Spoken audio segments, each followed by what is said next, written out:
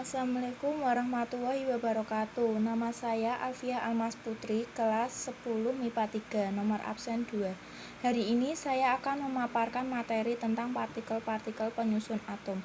Yang pertama, saya akan membahas tentang pengertian atom.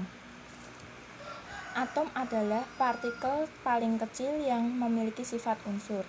Jari-jari suatu atom sekitar 3–15 nanometer, di mana 1 nanometer sama dengan 10⁻⁹ meter.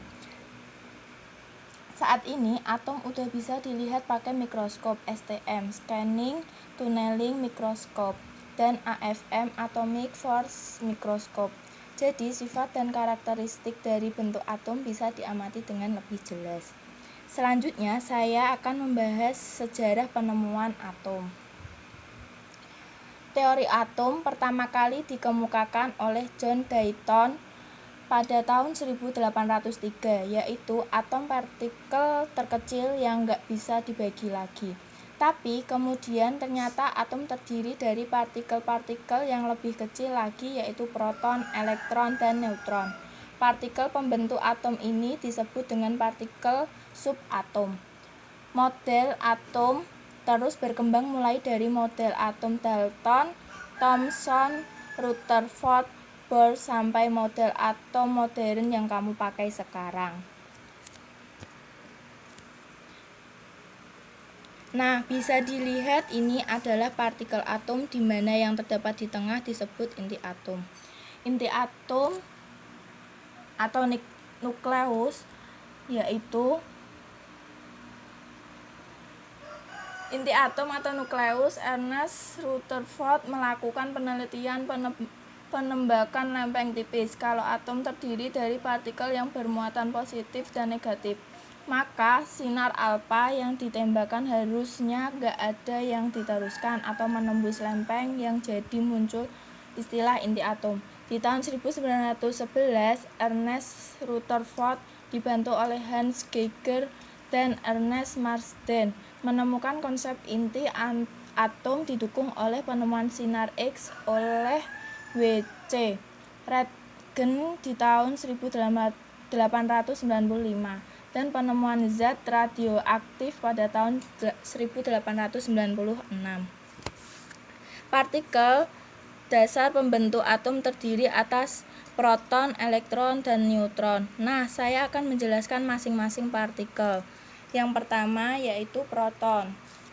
Proton tahun 1886, seorang yang bernama Eugen Goldenstein melakukan percobaan memodifikasi tabung sinar katode yang ditemukan William Crookes. Caranya melubangi lempeng katode. Dari percobaan ini menemukan kalau gas yang ada di belakang katode jadi berpijar. Berarti radiasi dari anode menembus lempengan katode lewat lubang yang udah dibuat. Di bawah ini ada beberapa hasil percobaan yang dilakukan.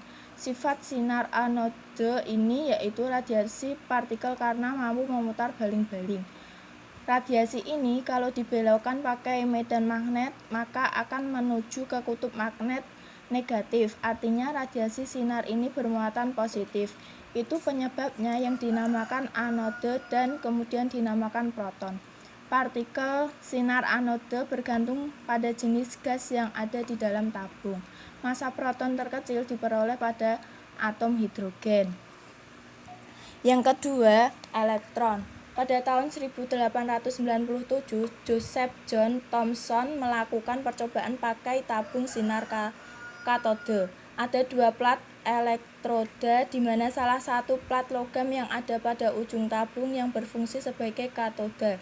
2 plat ini dimasukkan ke dalam tabung kaca bertekanan rendah dan dialirkan listrik bertegangan tinggi sampai mampu melepas elektron dari katoda ke anoda.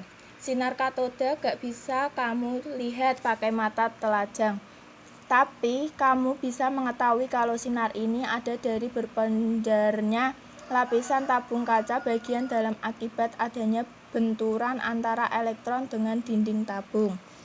Lalu yang ketiga adalah neutron.